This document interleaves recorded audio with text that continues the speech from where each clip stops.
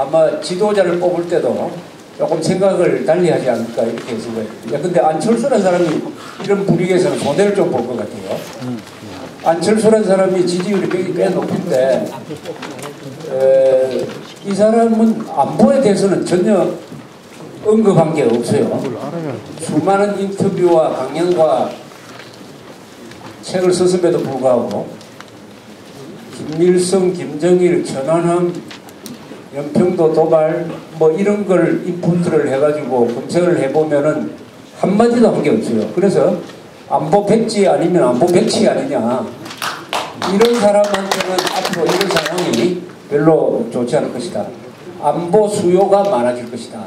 지도자를 뽑을 때도 이 안보 문제, 이념 문제를 제1 우선순위로 생각을 하면은 우리가 거론되고 있는 지도자에 대한 평가도 좀 달라지지 않을까, 이렇게 생각을 합니다. 그러니까 앞으로 2012년이 저쪽에서는 강성대국을 하겠다고 그랬는데 그것도 이제 물 건너갔어요.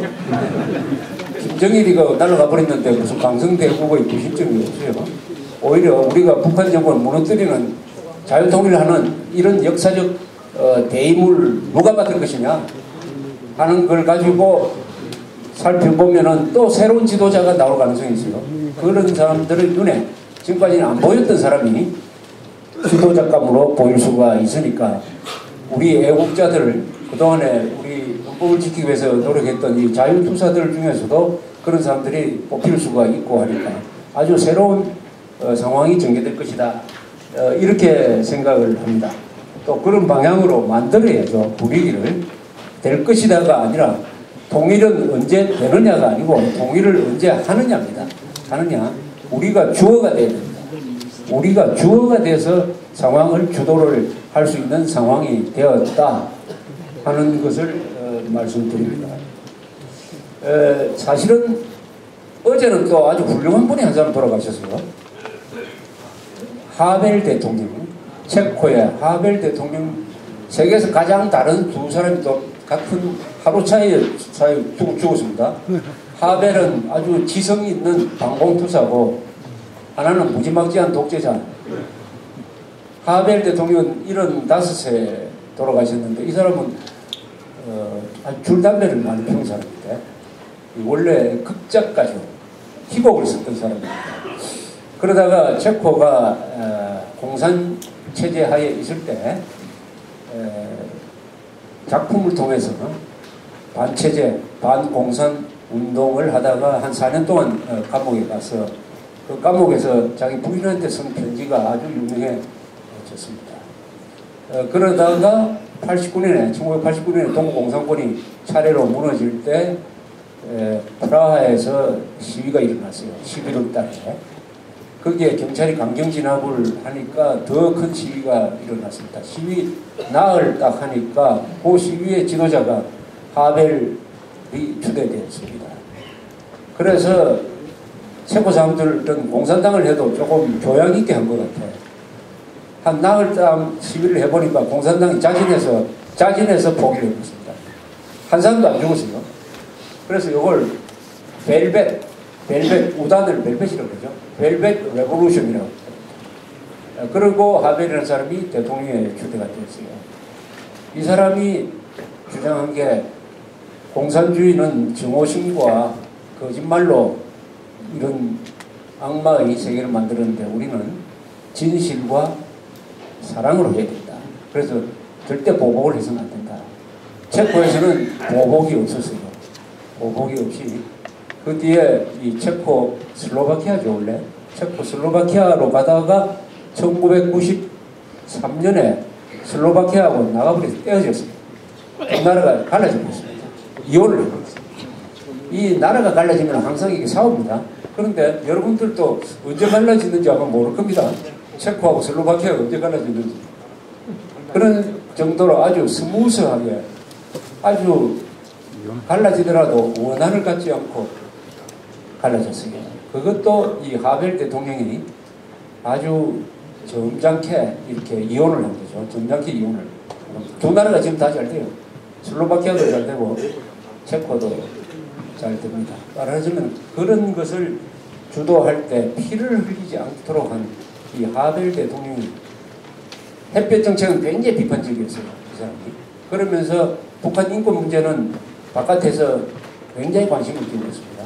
유엔 안보리가 개입을 해야 될 사안이다 라고 하는 글을 쓰고, 그래서 우리 이철성 선생님이 이사장으로 있는 서울평화재단이죠. 서울평화상을 몇 년 전에 하벨 대통령한테 방문해서 드린 적도 있습니다. 또 하벨 대통령이 돌아가셨어요. 그 부고 기사를 제가 어제 썼어요. 어제 썼다가 또 오늘 이상한 부고 기사를 또 하나 쓰고 있습니다. 지금. 따라서 이 전반적인 이 역사의 이 흐름 속에서 말하자면 북한의 11.6 사건이 난 거죠.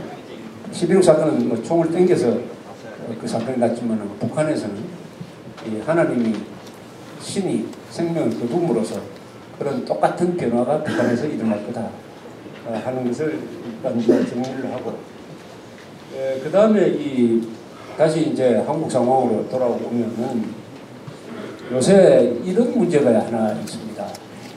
이 야권이 변화를 하는데 두 가지 핵을 가지고 변화를 하고 있어요. 민노당이 중심이 돼가지고 새 세력을 모아서 통합 진보당을 만들었는데 요게 지지율이 10%까지 갔어요. 여기 민노당 공약을 그냥 가지고 있습니다. 주한미군 철수, 한미동맹 해체를 하는 정당에 어떻게 10%의 지지율을 주느냐. 지금 자유선진당은 아마 지지율이 2, 3%밖에 안 될 거예요. 왜 이렇습니까? 가장 큰 원인은 언론이 이 민노당의 반역적 강령을 국민들한테 알려주지 않았기 때문에 진실을 모르는 사람이 그런 지지율을 보내고 있다. 이렇게 봐야 됩니다. 이 만사가 한국은 지금 언론의 문제예요. 언론. 또 하나는 핵은 아까 말한 민주통합당과 이 통합진보당 둘 다 통합이란 말을 쓰는데 요 두 정당이 다음 총선에서는 아마 서로 협조를 할 것 같아요. 후보를 뭐 공동으로 내든지 이런 식으로 해가지고 합쳐서 과반수를 차지하는 것을 전략으로 삼을 것 같습니다. 그리고 대통령 선거에는 반드시 연결을 할 것이다. 이렇게 전망이 됩니다. 그런데 두 당이 다 아주 그 정책을 보면은 더 왼쪽으로 갔어요. 특히 민주당은 더 왼쪽으로 갔습니다. 민주당의 정강정책에서 촛불 정신을 개선한다는 말 이외에도 경제의 민주화라든지 등등 또 무상의료 뭐 이런 시리즈가 아주 보면은 좌편향, 자기들은 진보적 색채를 로고로 하겠다 하는데 그것은 진보적 색채가 아니라 뭡니까 이게 좌익적 색채를 로고로 하겠습니다. 그래서 한국의 야권이 극좌화되고 있다. 종북화되고 있다 하는 것이죠. 이 역사의 흐름과 완전히 역류되는 상황으로 가고 있는데 이 한국이 정상적인 나라 같으면 그런 게 허용될 수가 없습니다. 그러나 한국이 가지고 있는 비정상적인 이상, 비정상성 속에서 그런 일종의 암세포 같은 게 자라고 있는 것이죠. 그 비정상성의 핵심은 뭐냐 하는 것은 여러 가지가 있겠지만 한국에서는 언론의 좌경화가 여론의 좌경화를 부르고 여론의 좌경화가 정치의 좌경화를 부른다. 이런 상황에서 김정일의 정이 앞으로 어떤 역할을 할 것이냐라기보다 어떤 역할을 하도록 우리가 주도적으로 이 여론을 형성해 갈 것이냐 하는 생각을 우리가 깊이 해야 될 것이라고 생각합니다. 통계청에서 2011년 사회조사라는 걸 했는데 그 통계를 쭉 읽어보니까 참 재밌는 통계가 많았어요. 역시 통계라는 것이 그 사회의 한 단면을 보여주는 것인데 놀라운 통계를 읽다 보면은 아 이렇구나 하는 것을 재확인하게 돼요. 이런 통계가 있습니다. 65세 인구, 여기 대부분이 65세 인구 중에서 아직도 경제활동에 참여하고 있는 인구가 몇 퍼센트냐. 즉 돈을 벌고 있는 사람이 몇 퍼센트냐. 29.4%예요. 65세 이상 노인 중에서 뭐 노인이라고 해야 되겠죠. 노인이란 말이 좀 고령자라고 합시다. 고령자 중에서 돈을 벌고 있는 사람이 29.4%, 쉽게 말하면 3분의 1이죠. 3분의 1. 높지 않습니까? 보통 65세 이상이면 은퇴하고도 한참 지났는데 이게 OECD 국가 중에서 즉 선진 경제를 가지고 있는 나라에서 2등이에요. 1등은 아이슬란드입니다. 인구가 30만 밖에 안 되는 아이슬란드. 그런데 인구가 5천만인 나라에서 65세 인구가 3분의 1이 돈을 벌고 있다는 것은 굉장한 통계예요. 그런데 왜 이렇게 좀 주변에 안 물어보세요. 65세인데도 아직도 일자리에 나가서 돈 버는 사람들 어떤 경우입니까? 첫째는 저처럼 전문성이 있는 사람들, 변호사 같은 사람들, 의사 같은 사람, 이런 사람들이죠. 전문직. 그런데 이런 사람들이 많아요. 예, 근데 택시를 타면은 연세 드신 분들 운전하는 경우가 많습니다. 근데 왜 물어요? 왜 운전을 하십니까? 하니까 뭐 이제 애들 다 키워놓고 용돈이나 벌었을까 하는데 택시회사에 갔더니 젊은 사람들이 없고 젊은 사람들 모자란 데를 자기가 다시 태워주고 있다, 채워주고 있다 이렇게 이야기해요. 제가 아는 분은 연세가 70대 초반인데 중장비 기술자인데 은퇴를 했어요. 은퇴를 해도 가만히 있지를 못하고 계속 일하러 다녀요. 일하고 싶지 않는데도 계속 부르러 온답니다. 중장비 하는 일까지도 이게 3D 직종이라 해가지고 젊은 사람들이 안 한다고 그래요. 중장비는 이 돈을 많이 붑니다. 그럼 하는 일이 그렇게 굳은 일은 아니에요. 그것조차도 안 하는데 이 외국 사람을 데리면 좋겠는데 이 중장비는 굉장히 이게 감이 좋아야 됩니다. 중장비는 외국 사람들이 배워서 하는 데는 한계가 있어요. 이 한국 사람들이 중장비를 제일 잘 만집니다. 한국 사람들이 감이 좋기 때문에. 한국 사람들이 기가 막히게 감이 좋아가지고 60년대부터 진출했던 직업이 하나 있죠.